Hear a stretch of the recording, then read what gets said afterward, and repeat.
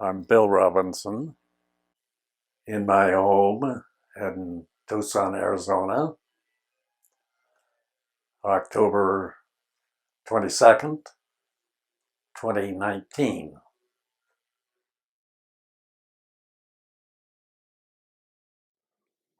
Why did I get interested in archaeology?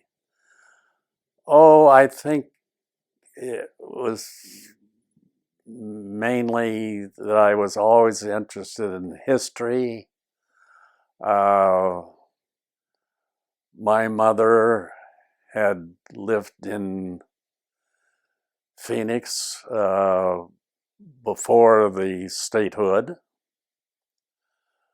and she started to take in the 1930s a Arizona Highways magazine, and Arizona Highways was always had a lot of archaeology for the avocational archaeologist.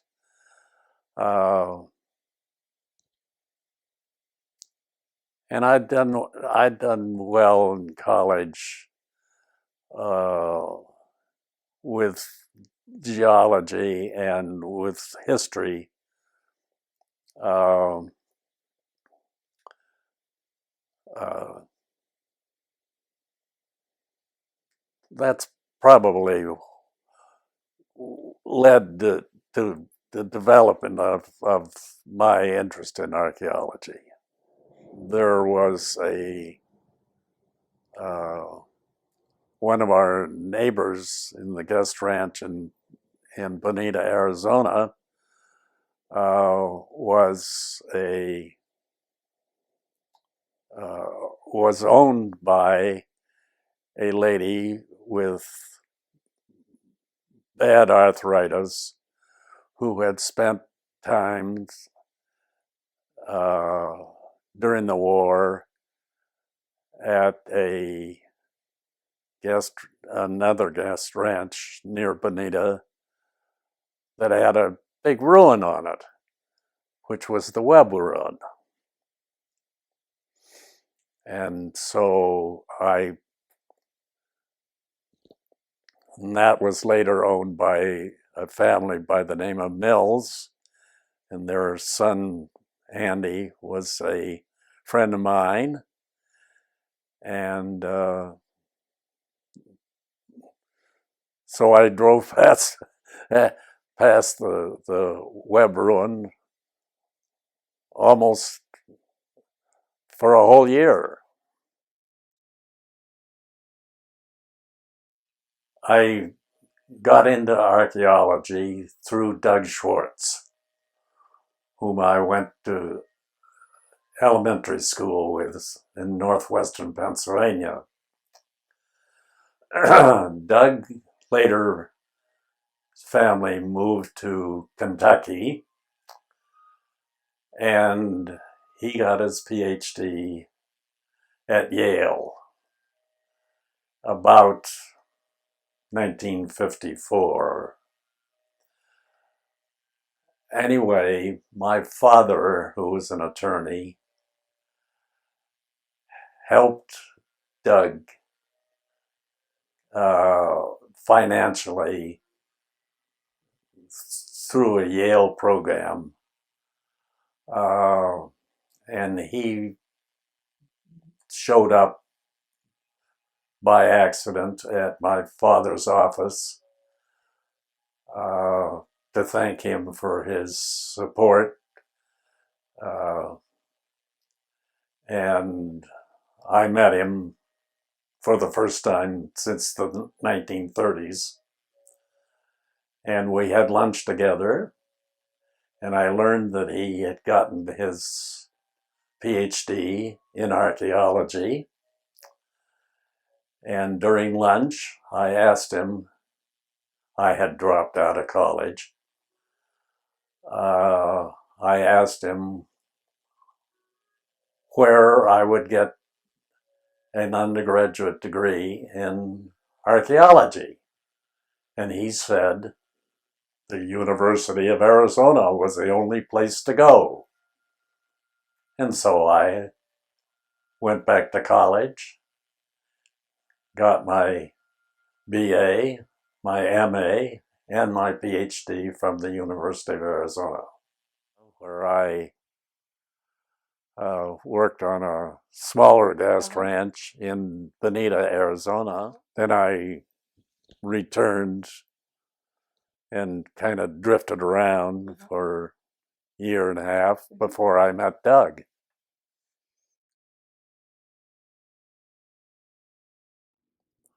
Well, the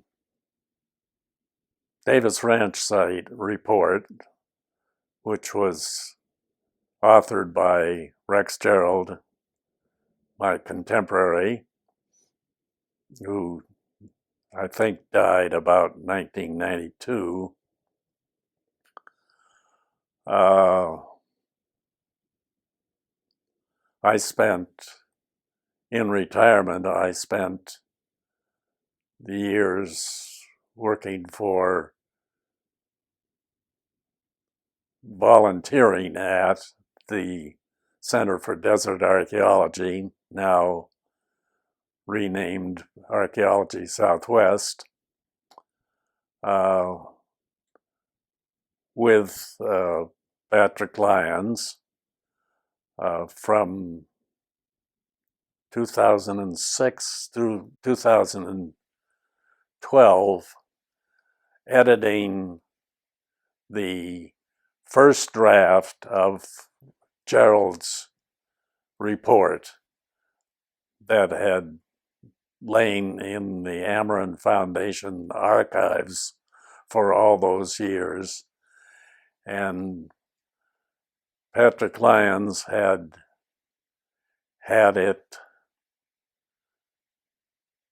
the original report, which was obviously typewritten, transcribed into Word on the computer at the Center for Desert Archaeology.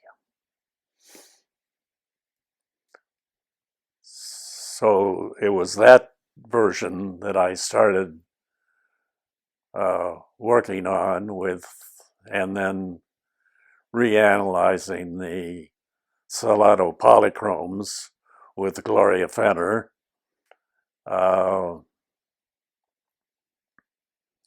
which later Patrick Lyons did even more with. Point of Pines. Well, the summer of 1956 and 1957. In 56, I was in a 4-person cabin with Bill Leip, Patrick Culbert, and Don Morris, who was not the Park Service Don Morris, but the one at Tempe, and later was basically a physical anthropologist. I dug with a reserve phase site with Rex Gerald.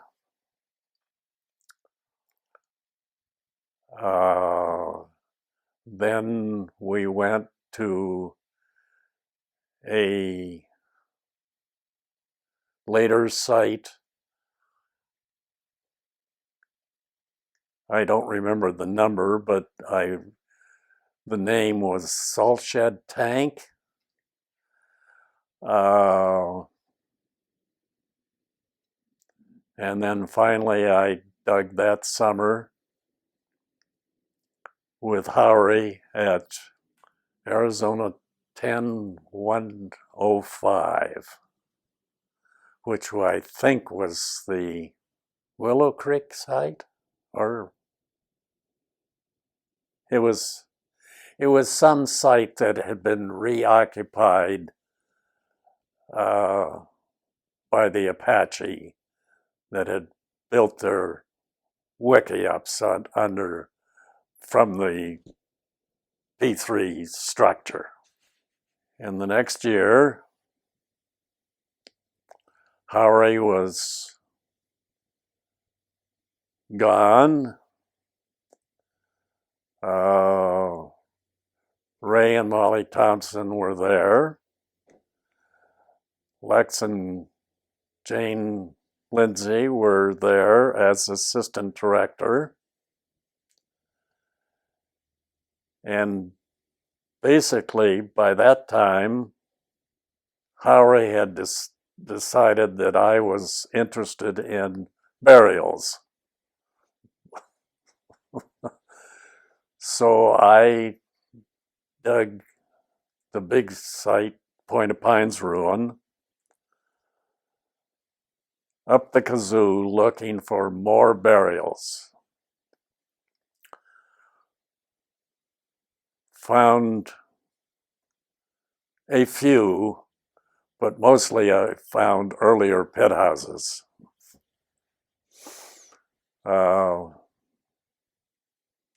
So I spent most of that second year digging at the Point of Pines ruin.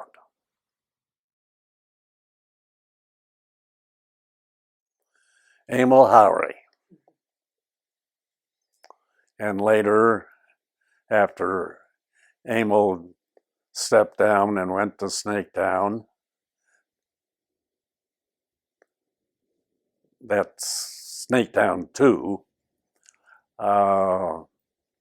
it became, the head of the department was Ray Thompson, and so, who is still alive and 5 years older than I.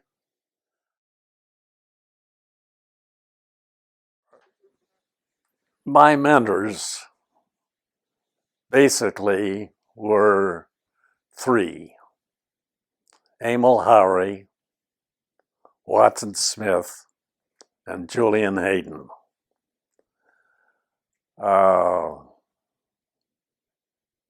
Emil Haury, of course, is well known.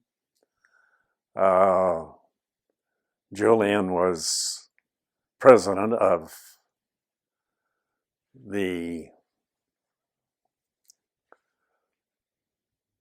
AAAS in the early 60s. And Watson had that, by that time, had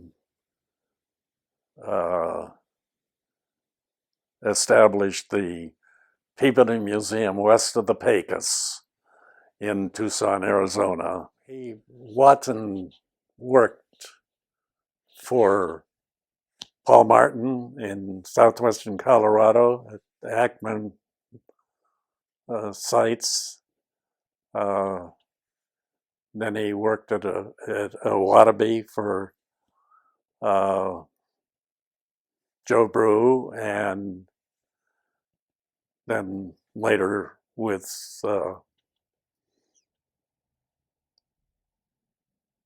sites in New Mexico with Bob McKimsey. And then I think he immediately after that stopped excavating and wrote up a lot of stuff from the Pecos Museum west of the Pecos, which was out on Grant just west of the Tucson Medical Center. And then later he sold that and moved to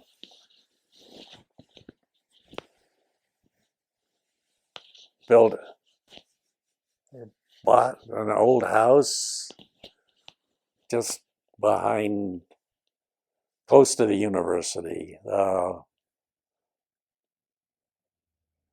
just across the Campbell Avenue from the University Hospital. I think his son Ben still maybe lives there. I don't know. What they did was listen to me, and of course with Julian, I spent many times in field trips to the Pinacate in Sonora, Mexico with him. And I learned observational techniques from him that I still find myself looking at the ground and thinking, Julian taught me this. He and his father had been at Snaketown 1 with Gila Pueblo, and then he dug at the University Indian Ruin with the CCC during the Great Depression of the 30s. And by the time I knew him, yes, he was basically an avocational archaeologist.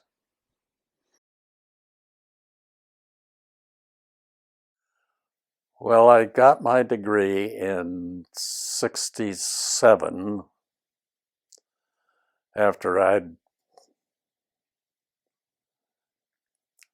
had left my master's degree because I was appointed in 1958 to be the first ranger at Tubac.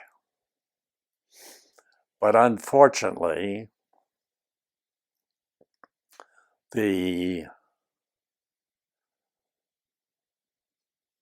state board the state representatives didn't pass the budget for the state parks at that time. And so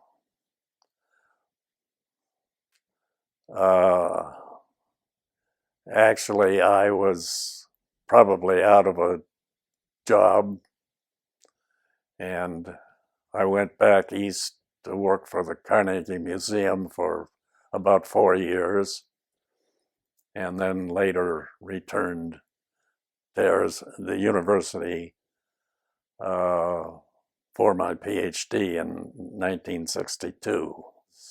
My wife and I both missed the sunshine. Northwestern Pennsylvania is reported to have weather that is summer on the 4th of July and winter the rest of the year.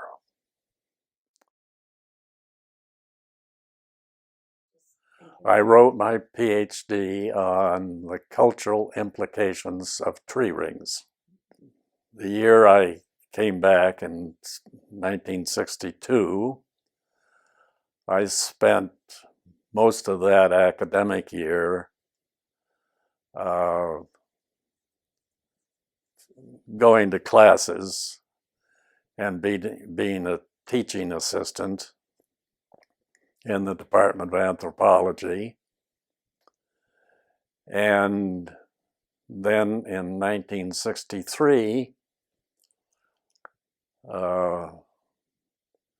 Bryant Bannister, who was at the tree ring lab, got a big NSF proposal and had planned on having Dave Bredernitz be his archaeological assistant. But Dave had just gotten his PhD and accepted a job in Colorado at the university, and so had an opening. So Bannister probably called Haury, and Haury said, well, maybe Bill Robinson would do. So I was in the fall of September, as I recall, in the fall of 1963, I got a salary at the tree ring lab,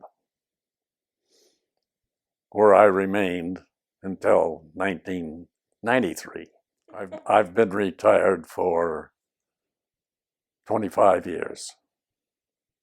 No, the tree ring lab was founded in 1935.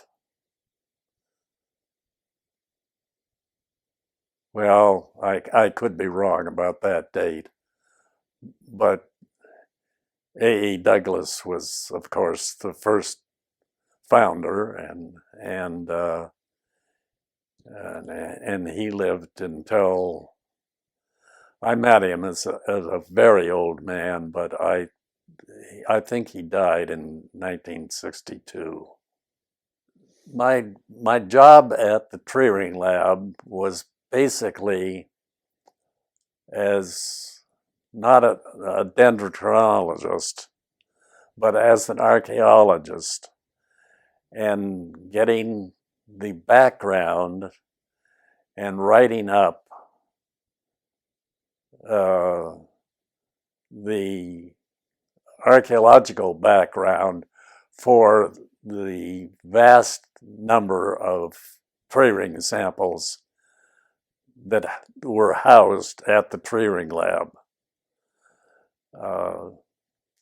In the pre-war years, there had been tree ring labs at Gila Pueblo, at the Laboratory of Anthropology, and at the Museum of Northern Arizona. And by 1950, all those programs had become dysfunctional, and their collections had been transferred to the tree ring lab in Tucson. So there was the problem of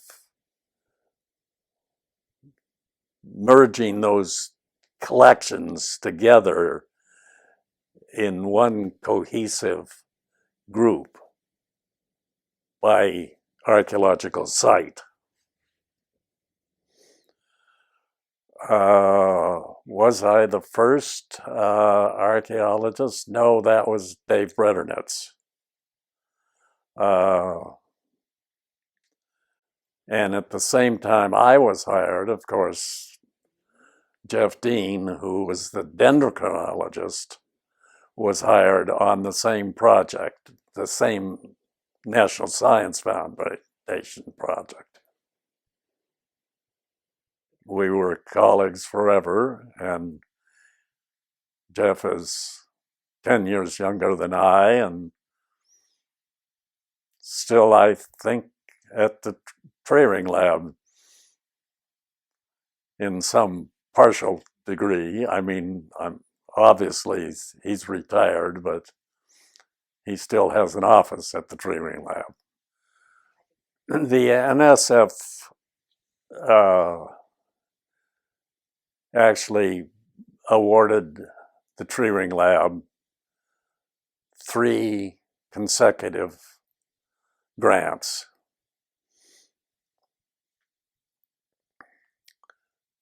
Jeff and I, since Bannister by then was director of the tree ring lab, Jeff Dean and I,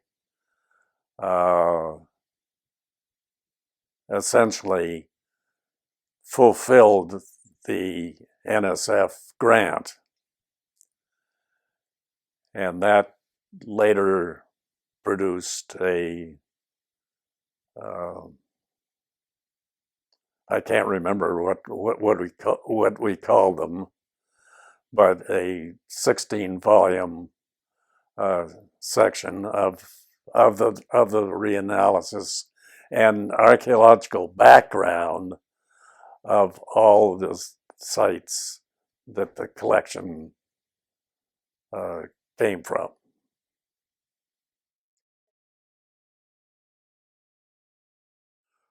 Well, after the NSF projects,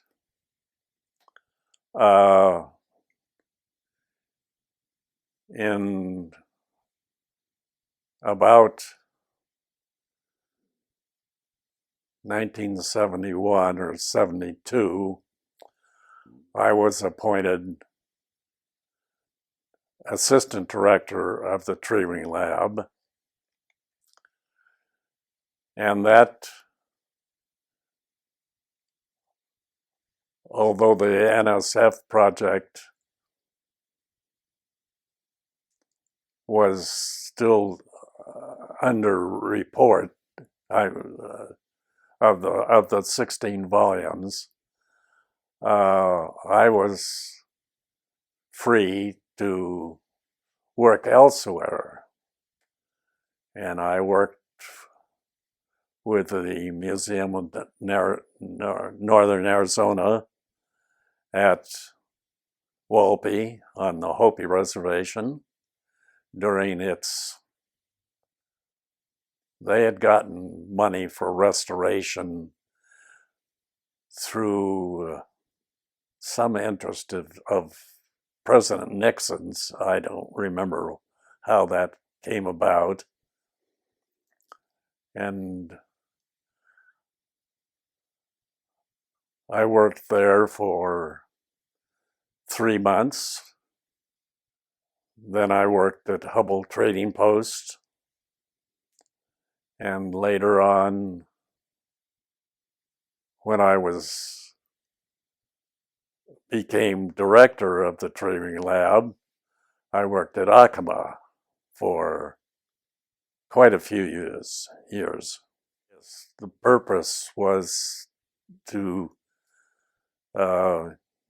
get Treering dating from for dating from Walpi, where it turned out that some of the beams had been imported from the previous versions of Walpi, that is the pre-Hispanic version of Walpi, and from Hubble and from Acoma. So the pre-Spanish version of Acoma was probably destroyed entirely by the Spanish under de Vargas. And the reconstruction of Acoma happened in the 1630s using primarily pinon beams for residences and probably ponderosa pine from, I can't remember the name of the mountains, but the church had been entirely replaced by John Gaw beam in the 1930s. And since the church roof was adobe, I mean, the church itself was adobe, and the beams were, by that time, gone and shot. So I never changed never looked at the beams in the church. aspect of my career that we probably neglected, and that was my excavation for 2 years on Sundays from October through April at Mission Guevavi.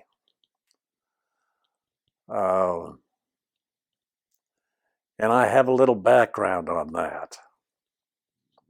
Alice Carpenter, who lived in Oracle and was a great avocational archaeologist, asked the Archonists to excavate a site near Oracle that was prehistoric Acoma.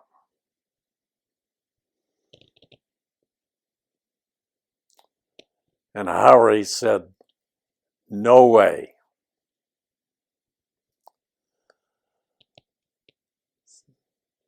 So as I've said, Julian Hayden was president of Archonists at that time. And for some reason,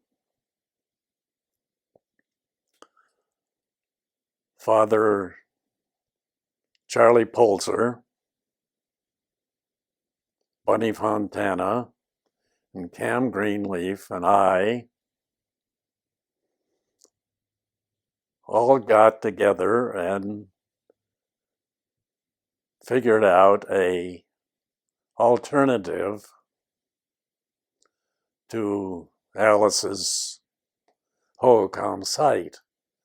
And that was the Mission Guevavi, which is on the Santa Cruz River, just north of the Sonoran border.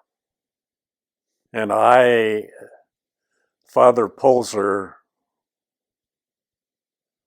was not an archaeologist, although had great interest in it, or had great interest in the missions because he was a Jesuit. Bunny Fontana,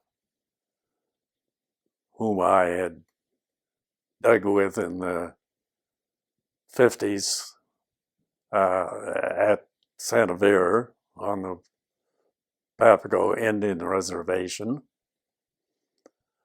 And Cam Greenleaf, who had a master's degree in archaeology, but that was it.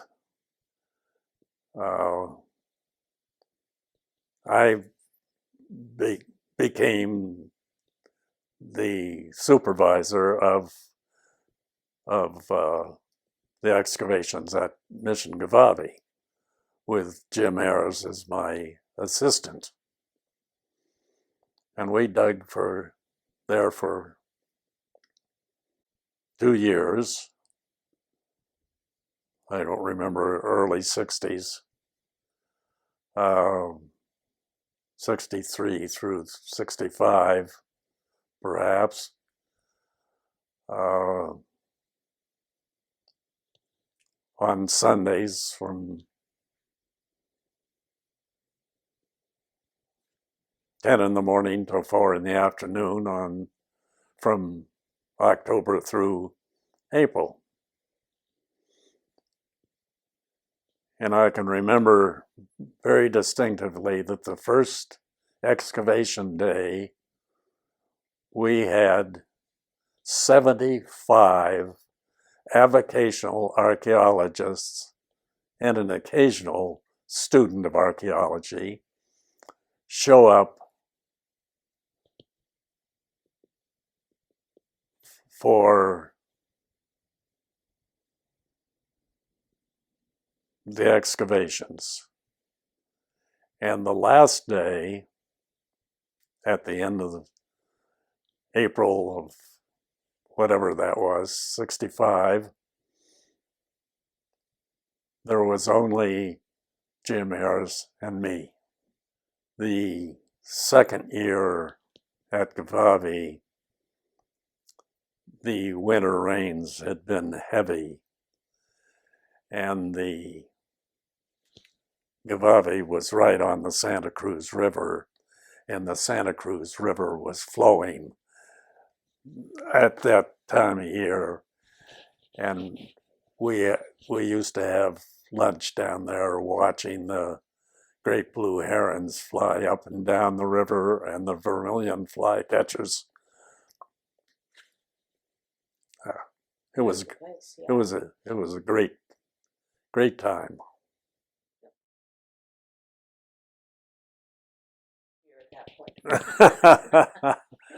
I I think I was gone by then.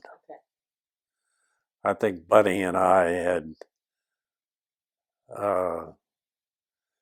excavated at the 1950s church, which lay directly to the west of the present Franciscan church.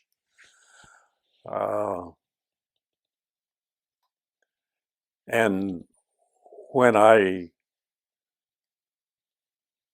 later on, when I excavated at Guevavi, Mission Guevavi, I realized that the structure that we had looked at San Xavier had the same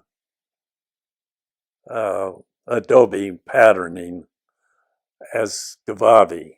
And so Bunny and I realized that at that time,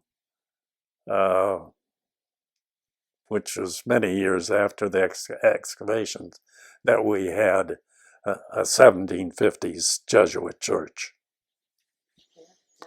which, by the way, is now totally gone. Santa Xavier excavations that Bunny and I did were just 2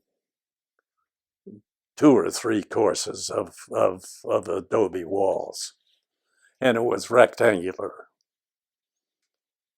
as Mission Guevavi was, without any side chapels, any accoutrements. We don't know about any bell towers or things, but they'd since been long gone.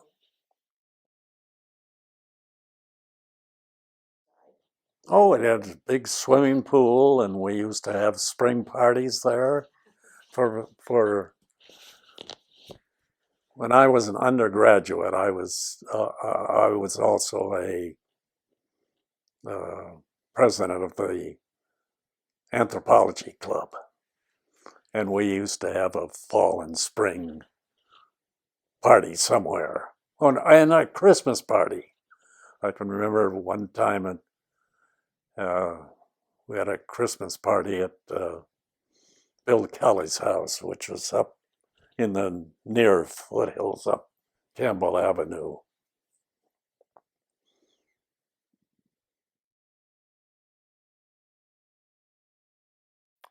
Well, after I became employed at the Tree-wing Lab for those 30 years, I had been trained in original archaeology, spent 2 years at Point of Pines Archaeological Field School, and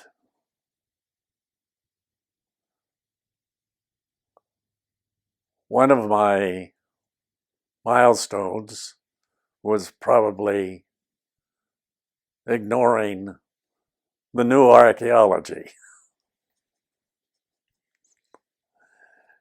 And I had the job that allowed me to do that.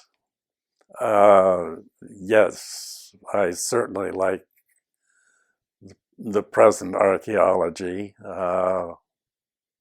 although I must admit that I'm not fully aware of all the statistical aspects of it.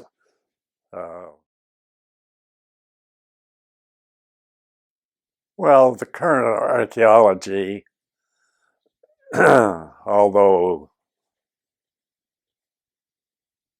I'm no longer a practical archaeologist, appeals to me because there are advances in archaeology that is beyond pure excavation. And I still feel that the current archaeology, which is based on sampling rather than total excavation, misses some things. There are many developments that appeal to me the same way that tree rings from the 1930s appealed to archaeology to begin with.